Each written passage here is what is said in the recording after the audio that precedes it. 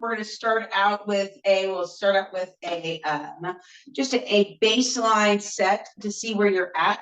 In your baseline, it could be standing. And remember, a baseline is something that you can repeat. And then you can do a forward fold, you can do a squat, you can do a bird dog, you can do whatever you'd like to do. You can rotate forward and back, whatever is comfortable for you. And remember, pain is an assessment in and of itself. So if you are standing here, there's something uncomfortable or tender or in pain, that's definitely an assessment. Or if you move into pain, that can also be an assessment. So go ahead and I'm going to do a squat to do my, I'm going to do what are called gorilla squat to do my assessment with. So it's a little bit wider and I drop down and then I just rock back and forth just to kind of see where I'm at, to kind of see the internal and external movement of the hip. If you just want to do a forward fold, that's totally fine as well. And then we'll lift the hips and drop the hips. I'm just doing this. If you're not doing this kind of a squat, that's totally fine. One more time, just see where I'm at and then drop back down. Oh, let's come on up. And then we're just going to start with some breathing, some eye and head movements, and move into some contralateral pattern. As it's comfortable for you, go ahead and place your hands on your belly.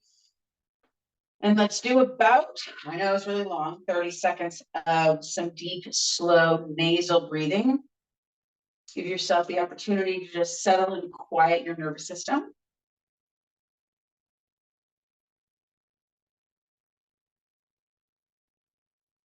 The hardest part about teaching breathing is that when I'm doing breathing myself, it's a little quiet. But just give that tongue that just pressure up against the roof of the mouth. It's actually a great little understanding of where you're at, maybe movement wise. You'll feel your throat open, maybe. And then begin with your head nods, eyes up, chin up. Remember, your esophagus is attached and it's muscular. There's muscular attachments. So when you raise your head, you're pulling against that esophagus down into the belly, kind of giving information down the front line of the body.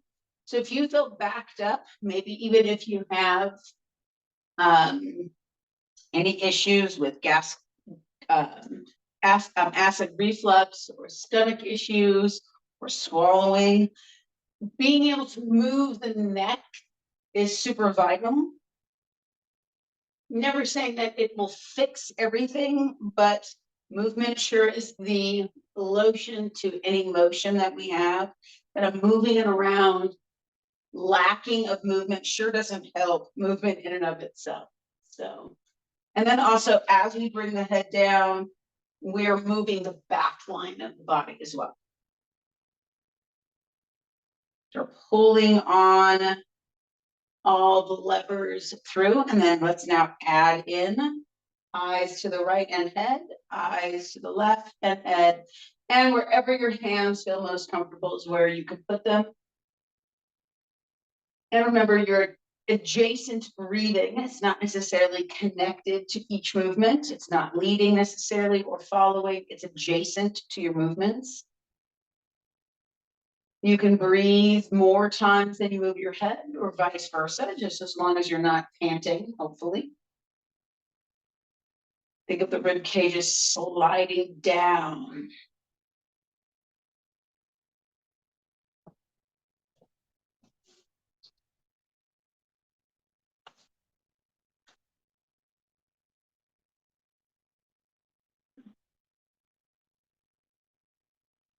And then let's just cross crawl. We'll start with right hand touching left, left hand touching right.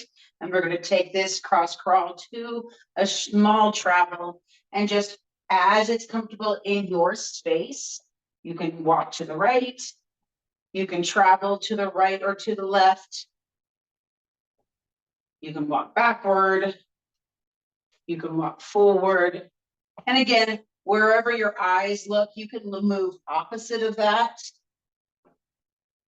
just to kind of really move both sides of the brain. All right, come back into center. And try your baseline again, whether it was touching your toes, a squat, a push-up, whatever you chose. And then come into that movement. Now I was having some tenderness in my knee. That seems to be gone. Again, that pain is the assessment. And then less stiff or less restriction behind the knee, as well as in the hips for the simplicity of the movement. All right. So we're down on the ground. We're going to start with, get your roller real quick, kind of close. We're not going to do a ton with the roller, but there is a mobility thing that I want you to use with the roller. So just bring it close. And we'll start out with a real nice, simple knees rocking. Now, in my world here, as with a lot of high school movement can become silly. Kids don't really understand exactly why. Sometimes things become a joke, just for the sake of a joke. But the reality is, I do truly believe that the knees rocking motion can, in and of itself, really connect and reset the entire body. You've got load going into multiple joints. You've got balance motions. Are you balanced front and back? So you've got weight, you've got motion, and then you've got connection. You're moving away from the midline, moving toward. One more time. All right. Come on down to the mat and take your roller. Now you can have your roller kind of one of a couple of different ways. You can have it long ways, or you can have it kind of sticking out if you have room, however you'd like. So if you're sticking out, it's going to kind of look like this. And then if it's long ways, your shin's just going to be parallel or in the length movement. And all I want you to do is just lift your heel up. Now your hips are as level as you can get them on the ground. If this is too high, a yoga block will work. And you can always do this also on the ground. You don't need your heel up or your hip up to be able to do this, but it does kind of get you off the ground and helps with that external, internal rotation of the hip joint. Remember, part of the reason that we get issues with our hips, and we've gotten in more in the current history, we have less hip breaking and falling. I do believe we're stronger than we used to be as women and men. Let's do about 5 more on this side. 2 more, and last one. But our quadriceps play a huge role into the strength of our overall leg. And so, especially for women, if we don't really use those muscles, and those muscles pull against our pelvis, and of course our hip joint. And then if we don't use those muscles, the muscles aren't triggering what it takes to actually develop bone. And then of course, the less we move, the less we want to move.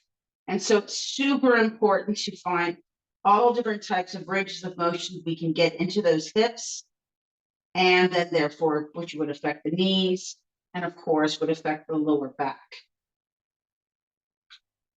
A couple more. Press the ground down. Don't let your shoulders slump into your ears. Just be aware of the rest of your posture. Let's do 5 more.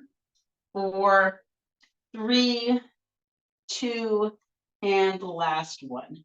Go ahead and come all the way up. So again, these are just options. The order isn't super specific. So we've done 90-90 before, or a windshield wiper before. We're going to go kind of slow with this. Have your knees wide and your feet wide, and you're going to drop your right knee all the way in and pick your right knee up. Drop your left knee in and pick your left knee up. Right knee and left knee.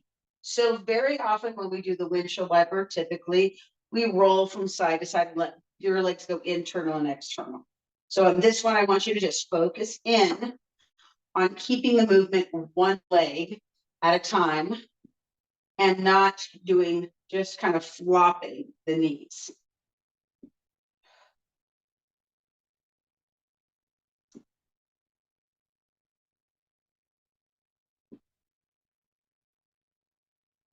Keep that chest up. And again, you're always looking for really pretty solid posture here. Notice my left knee stays up as I drop my right. My right knee stays up as I drop my left. And then we're going to do 3 more. Keep that chest tall. Someone asked me one time and has asked me before, well, what happens if my hips are sliding forward? Am I doing something wrong? And actually, you're doing something totally right. Since you're moving one hip and then the other, it's kind of like walking. Last one, each side. All right, so we're going to take that same movement onto the ground, feet flat, feet wider than max width, and then let's go side to side. So take those knees right and left.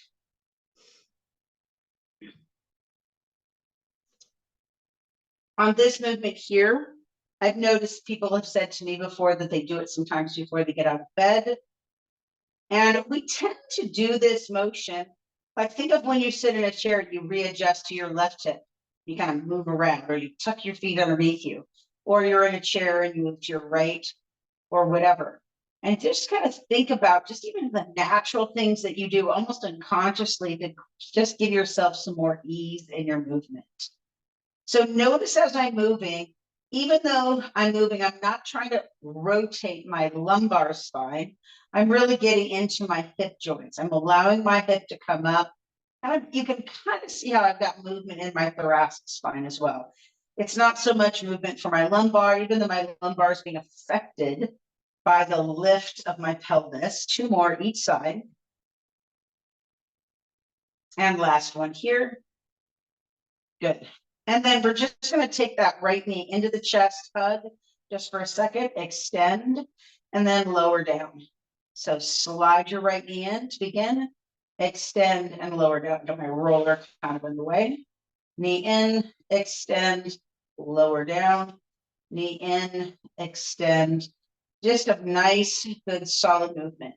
Opening up the back of the leg through the extension, elongation, and then slide in 2 more times. Hold if you want. Keep your hands off if you want. Last time. Up and down.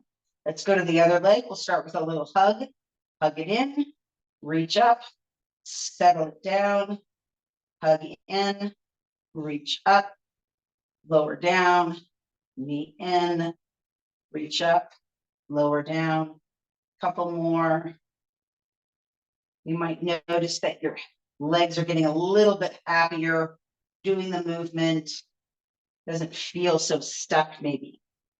Last time, bring your knee in, up, and then down. All right, bring both knees into the chest. Give a nice good little squeeze. Cross your right ankle over your left. Bring your left knee in, and we're taking both legs to the left. So I've got this long rotation here. My left hip is on the ground. My right hip is up. I'm not really moving my lumbar spine again. I'm getting more motion through my thoracic spine, and I can kind of feel it into my glute though as well. If this bothers your lower back at all, make sure your weight is shifted in the opposite way from the way you're turning, and so then your hips stay more stacked. A couple of nice deep breaths. So movement can challenge a movement, or your breathing can challenge a movement. One more breath. And then unlace that right leg.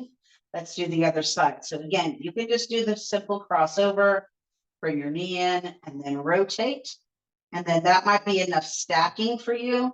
Or if you want to stack a little bit more, make sure those hips are really stacked.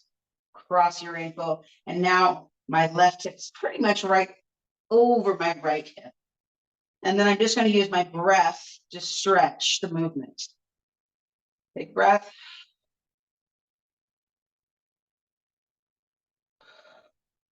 3, 4, and 5. Big deep breath.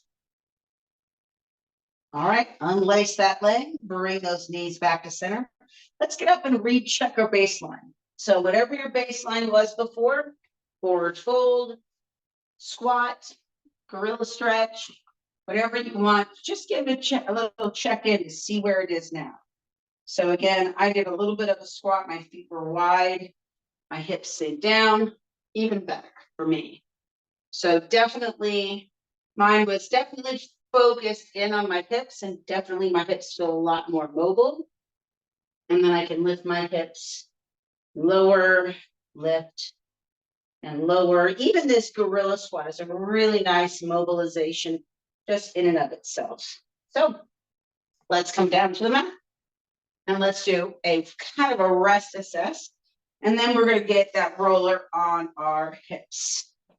So laying back on your mat, hopefully you're feeling great. Hopefully those hips are feeling a little bit more. They make me feel like you've got blood flow going through them. Slide those legs out. You can even take your attention, if that's comfortable for you, right to your thighs, your hips. Notice what's going on there. May feel full, may feel even kind of heavy, may feel light. So just let your arms drop. We'll do masses and spaces all the way down. Notice the mass of your head, if it feels evenly weighted to the ground. Exhaling. And each one, you can kind of get deeper into the kind of the internal processing of what's going on. Space at your neck. How does it feel? Crunched in or up? Do you feel open? Nice open space. Mass of your chest all the way into both arms. Do you feel the same length, well balance and evenness on both sides, or does one side feel longer or more heavily weighted?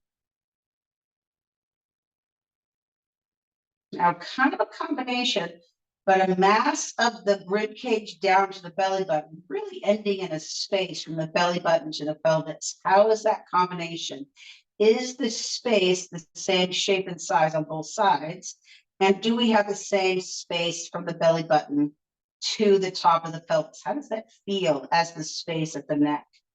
It feels pretty level, no arch, no wailing back movement, just kind of feels pretty level. And then your hips, you feel like you're sitting on your bones or your glutes and your hamstrings. Do they feel like they're resting into the ground? I feel like a little bit of boniness on the ground for me, but definitely not high on my pelvis. Really low, more deeper into the sacrum. Hamstrings are touching, back of the knee, feet. Do they feel like they're just dropped out 10 and 2? My hamstrings feel a little bit tight, so my toes are pointing a little bit forward, I feel like. Dividing my body in half. I'm noticing how my body feels on the ground. Even if it's subtle, sometimes I have to close my eyes and check in a little bit deeper. Do you feel a slight lean to one side? Not really dramatic, just kind of a slight off to one side. Again, not particularly dramatic, just a little bit of a something. All right, let's grab that roller. And we're going to get right on top of the roller. So we're going to go right to a seated position on top of the roller. And when we do the seated position on the roller, we want to start up nice and tall. So we're not slumped in at all. Feet are pretty well away from the roller, and start with your fingertips out in front of you. And so really you are just rolling right underneath you. You're not trying to push hard. You're rocking forward, rocking back. You just feel those sits bones, those attachment points for the hamstrings. Remember, your psoas attaches into your femur. So a lot of things are attaching way up in here that create oppositional pull. It can create tension, imbalance in the right or left leg. So we've got that psoas that goes down deep here, attaches, or its origin is in the back. We've got the quadratus lumborum, which is also a leveler for the pelvis. And of course, you've got your abdominal muscles, transverse, rectus, that really stabilize the pelvis and the movement of the hips. All right, let's take the hands behind. So you're just off the tailbone, and then let's go to the flat of the back. Good. If your shirt gets caught, try to pick it up. And let your hips sink in. So if it's too much weight in your hands, You can take your hands out a little bit further. And my tailbone is slightly tucked, so I'm not just bearing my weight and I'm not arched in any way. From the flat of my pelvis, I want to drop into one arm. I'm dropping into my left, and I'm more on my left hip. Pretty deep hip still, so I'm not really tipped over too far. So we're going to do left and right on everything. And now we're going to go right to the right side, just dropping straight over to my right side. Only have to shift my feet just so I'm in a better position. And I can feel that movement of the tissue around the skin and the muscles. And you can go slower and let yourself sink into this deeper if you want, or you can go at a nice balanced pace, whatever was working for you. Find some different timing. Of course, super fast isn't going to be particularly effective, but of course, super slow may just be too squeezy, too tight. Let's go back to the first side, so we're back on your left. I'm just holding the roller so I can shift my hips, and I'm going to drop my knee down. So I'm a little bit deeper into the roller, into my hips. So I'm kind of in between the flat of my pelvis and really the outside of my pelvis. I'm on the muscle for sure still. And then I'm just going to, this time I am going to pause and I am going to do a shear while I'm here. Remember, a shear is a cross frictional move, just like in a massage. So masseuses don't just go up and down a muscle. They actually work cross pattern or friction for a good percentage of the time when they do a massage. Go ahead and pause, let the tissue respond, and then let's go to the other side and then drop it. So I'm going a little bit deeper again. My right knee is down, a little bit lower, and I'm just moving back and forth on my right hip.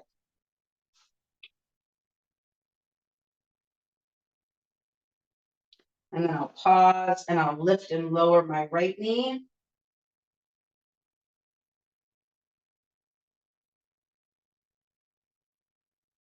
And then I'll pause and let the tissue respond. And then we're going to go right back to the left side. I'm going to get low, like my bottom's on the ground, and I'm going to get my hips on the ground. And all I'm going to do on this side is shear back and forth. So I'm way on the outside of my hip now. I'm shifting my hips side to side on the roller. And then pause. This time I'm not going to turn away. I'm just going to turn the roller. So now I'm going to go to my right side. My right hip is on the ground, just a little bit, just below maybe the edge of my pelvis. And again, I'm just going to shift back and forth. So a lot of people think, okay, yeah, melt, it's just another variation of rolling. Well, there's a lot of movements, as you guys know, that aren't rolling at all. They have a lot to do with just sitting, allowing the pressure to take hold, and maybe transverse or cross frictional movements. One, and then hold. Take a deep breath, and then let's release. We're going to go back on the ground, and let's go to kind of that smile movement of back of thigh shear. So take your roller, grab the edges, wrap it to the outsides of the hip, and then let's go side to side. So back of thigh shear. Again, as you move into shearing action, my feet are on the ground, and that only kind of works because I'm aware where my mat is. If you are just on the ground, it's no big deal. And that my toes are out and my toes are in, kind of allowing for a little bit of inner thigh, which we're going to hit right after this deep inner thigh. One more. Pause and just settle in. And then let's just do the right leg. So take that right leg out, take that right leg in. And then just do the left way, out and in.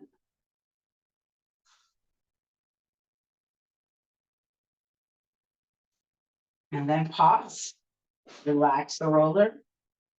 All right, so just like when we use sideline motion, we're gonna actually set it up a little bit first. So bring yourself up on your left side.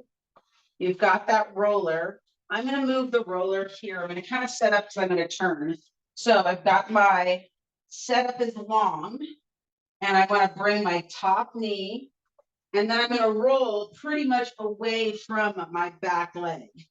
So my back leg is behind me, which I created a twist just by moving away from my back leg. So again, I lined up, straight up, take my top knee over, way up on that inner thigh, and then I move away from my inner thigh. It gives a little bit more twist to that inner thigh. And then we're going to go back and forth.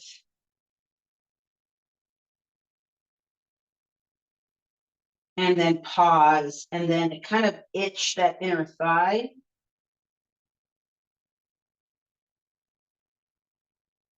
And then pause and hold.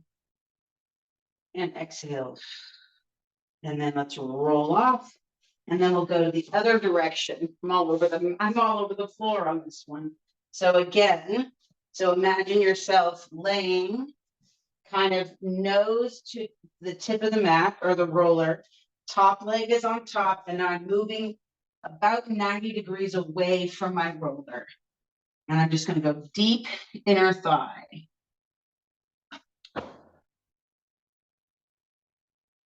My toe of my back leg, my left leg is kind of turned out. So my hip is rolled as to where I'm getting the deep part of the inner thigh triangle. The adductor magnus way deep inside that thigh. And pause. And then I'm just sweeping my leg back and forth. Or I can keep my legs still and move my body back and forth if I want. Either works. And then pause. All right, walking it back and then bringing myself up. All right, let's go on to back. Let's go on to SI joint shear. Hips up. Take the roller to the back of the pelvis. So looking for those two SI joints, making sure my pelvis is neither tucked or tilted, arched over the roller, but I feel level on top of the roller. That's a key piece. I also can make sure I'm not falling off the roller when I come up. I want to make sure my hips are pretty level. And sometimes you have to do less than more. Like I have today, I feel like I'm able to keep the roller a little bit more towards my feet if they were on the ground, or even the dangling right here. And then let's just do SI joint shear. And if you do feel like you need to readjust, of course, always readjust. Sometimes we get on and we're too high or too low. And don't just take it for granted for the first time, but give yourself an opportunity to really settle in correctly. Never think that sometimes you just, just because you get into the first position doesn't mean it's always the right one. Sometimes we need to readjust. It's okay. A couple more circles.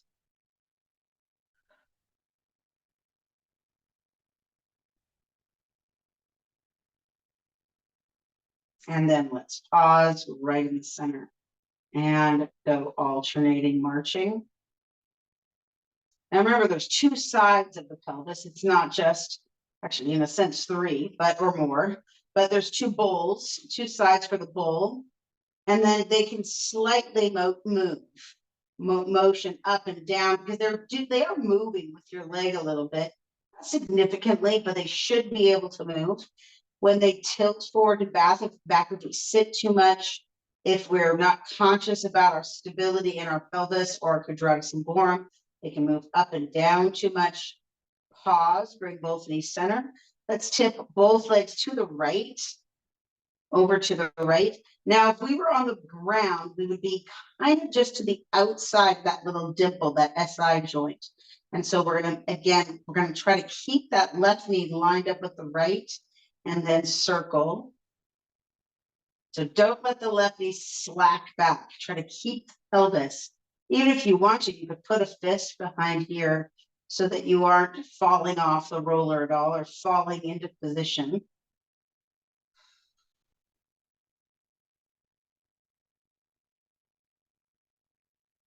And then let's pause and we'll do scissors again.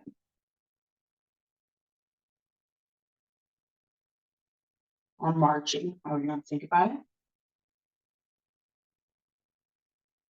And pause. Let the tissue respond. Come back to the center. Readjust if you've slipped. And then starting from the right hip, go left. And then let's go with circle.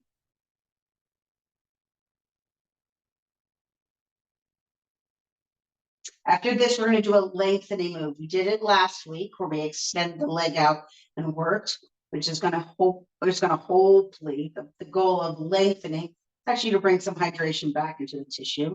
Then a lot of compression here. Go ahead and pause.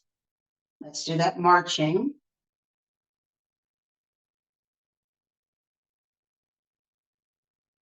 And then pause again, hold, and bring those legs back to center. Let's drop the left foot down, extend the right leg up. Now, for some of you, this is no big deal and this feels fine.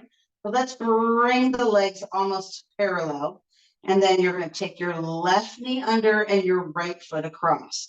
Then you're going to press your right heel to the far corner of the ceiling of the room as you sink the right hip back into the roller itself. And then move the hip. So you're getting length by pulling down in one direction and out in the other direction. And then you're just kind of adjusting the hip joint slightly. 3, keep that left thigh under. 2, and last one. Let's bring that knee into center. Go ahead and take that knee and just move it around. And then go the other direction. Good. And pause. Switch legs. Breathing. You've got your leg up, leg down, but not completely. Cross both thighs. Heel to the corner of the room. Hip sinks back into here. You'll feel that stretch in a sense for the pulling on that IT. And then we're just going to move the hip.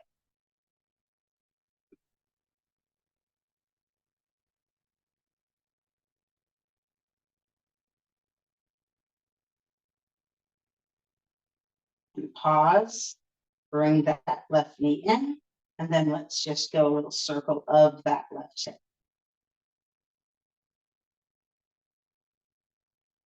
And then pause. Bring both knees into the chest. Let's let them rest in for that nice, beautiful under stretch of your lower back. Take a big deep breath in again. Exhale. And then let's drop the right foot and left foot. Lift the hips up. Take that roller out from underneath. Let's pause for a moment. A little station identification. And of course, you can do a real quick breath reassess. Not done yet. And just kind of notice where your body's in space. Notice I almost always, whenever I do a lower body treatment, I feel like my legs are just sinking into the ground. But also just feels very calming for the lower half of my body. All right, we're going to go back to, we're going to go up behind the back of the skull. So let's bring that roller up perpendicular to the back of the body, back here. Move your hair as needed. And I just like to, so I do it mostly so I can set the roller right at my hairline. And before we get into the roller too much, I want you to put your fingers on your neck. Got my right index and left index fingers here. And so you can feel your ear. And then if you take your fingers back to where the skull is, you might have some tenderness. I'll take my glasses off for a second. You might have some tenderness back here. Just give it a little bit of a rub. And so you might feel tenderness behind your ears. And then right behind your little earlobe right here, if you put your fingers in, you can feel where your jawline comes in. And I want you to just rub up and down right in that kind of crease between your jaw and your skull and your neck. And then kind of go forward and back. You're moving the skin more so than anything else. And then you can go for circles. You can just do one at a time. And again, I'm mostly just moving the skin around.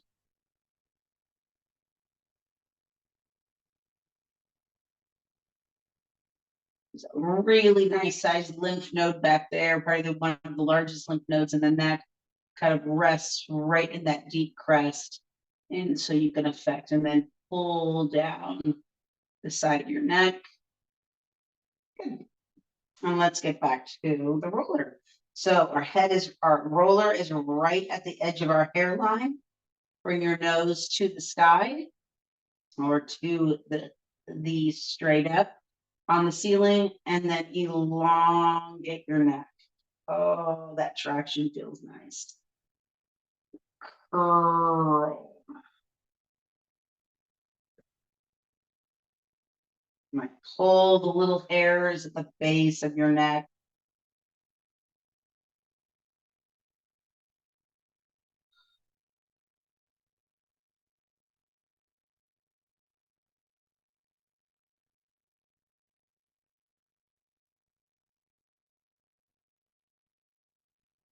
Couple more. Elongate. And last one, get long in the base of the neck, hold. And then let's just kind of do a back strip. And you'll move the roller as you do it. The roller comes all the way onto the neck. And then pause. And then just turn your head to the right. Turn your head to the left. I'm actually scratching my base of my skull and my neck against some dragging emotion. Good. Pause and just let your tissue respond. Take a deep breath. If you'd like, hold your head, move the roller back and out. And let's one more time do a nice little rest assess. Big deep breath. So head weight again. Let's do the masses and spaces. Ideally, your head, bridge of your nose right back. You feel a little bit more plump in your neck, not just so in. Shoulders, rib cage, arms, all the way down, evenly weighted.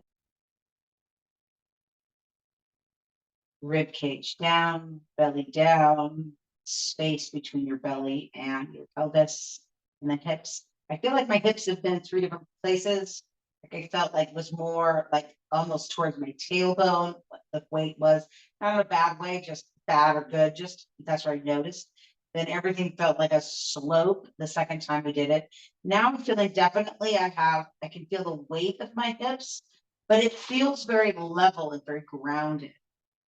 Hamstrings, calves, and then feet.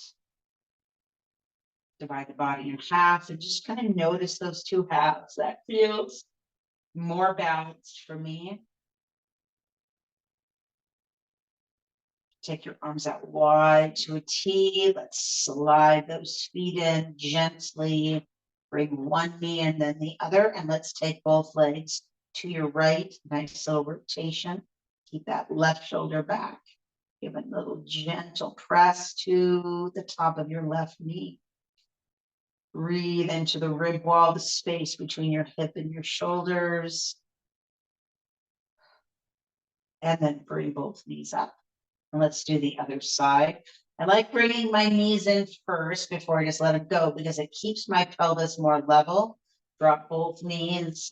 Let's go all the way to the left. I just use my left hand to just give a little bit of a gentle pull down. Shoulder back, arm down. But you even just feel a little bit calmer at the end of a melt session. Like your blood's flowing, the body's feeling like it's just more balanced, it's not working so hard. And then just from this, we're not going to bring the rotation back to center. We're just going to roll over to one side, just pause there for a second. And even in this position, I was reading about just kind of proper sleeping patterns. There's all different kinds of ideas, but even having like your legs just kind of interlaced and having your arms, if you had a pillow underneath your head, and the same thing with your hands, having your one hand under, one hand on top, will really keep yourself from being overly compressed or just kind of twisted. And so giving those hips a nice internal and external, because of course you're going to move, but just noticing how you tend to rest will give you a better idea of how to set yourself up for maybe a better sleep.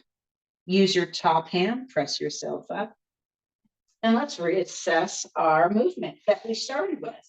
So whether it was a forward fold, squat, push-up, rotation, whatever you did, let's come on down. And then for me, chest feels nice, even, less tenderness in my knee. And then